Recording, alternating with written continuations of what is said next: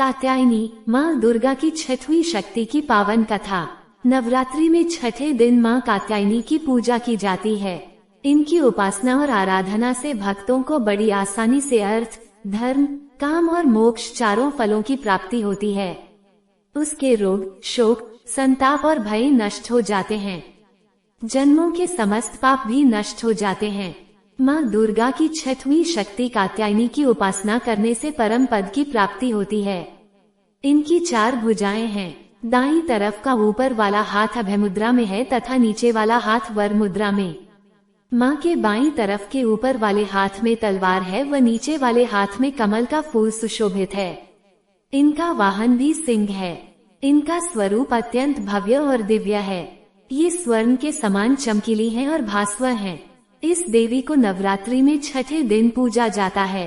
कात्या गोत्र में विश्व प्रसिद्ध महर्षि कात्यायन ने भगवती पराम्बा की उपासना की, कठिन तपस्या की। उनकी इच्छा थी कि उन्हें पुत्री प्राप्त हो। माँ भगवती ने उनके घर पुत्री के रूप में जन्म लिया, इसलिए ये देवी कात्यायनी कहलाईं। इनका गुण शोध कार्य है, इसलिए इस वैज्ञानिक युग में कात्यायनी का महत्व सर्वाधिक हो जाता है।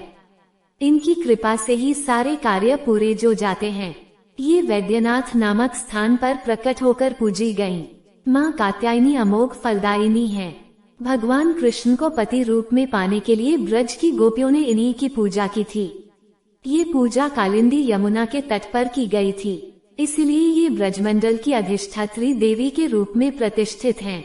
माँ कात्यायनी शत्रुहंता है, इसलिए इनकी पूजा करने से शत्रु पराजित होते हैं और जीवन सुखमय बनता है। जबकि माँ कात्यायनी की पूजा करने से कुंवारी कन्याओं का विवाह होता है। नवरात्रि के छठे दिन भक्त का मन आग्नेय चक्र पर केंद्रित होना चाहिए। अगर भक्त खुद को पूरी तरह से माँ कात्यायनी को समर्पित कर दे तो माँ कात्यायनी उसे अपना असीम आशीर्वाद प्रदान करती है। नवरात्रि के छठे दिन माँ कात्यायनी की पूजा की जाती है। माँ कात्यायनी बृहस्पति ग्रह की स्वामिनी मानी गई हैं।